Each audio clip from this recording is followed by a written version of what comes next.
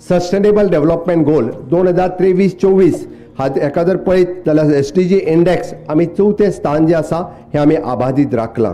21-22च्या तुलनेन composite score ह्याच्या तुलनेन आमी 77 गुण मेळयले आणि SDG 6 clean water and sanitation, SDG 9 industry and innovation infrastructure, SDG 10 reduce inequalities ह्या आयामात गोंय पयल्या नंबराचेर पावल्लें आसा।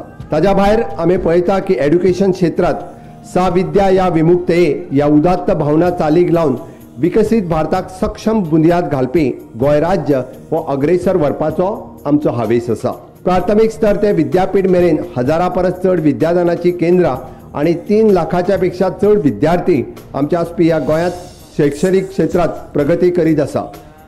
19 डिसेंबर 2024 पर्यंत आमी 100% साक्षर जावपाची मोख दवरल्या। प्रायव्हेट युनिव्हर्सिटी एक्टाच्या अंतर्गत विविध शैक्षणिक संस्थांनी आपले कार्य गोंयांत सुरवात केलां आणि बेगीनूच तितूंत तांच्यांनी फुडल्या वर्सा भितर प्रवेशूय घेवपाक सुरवात करतले।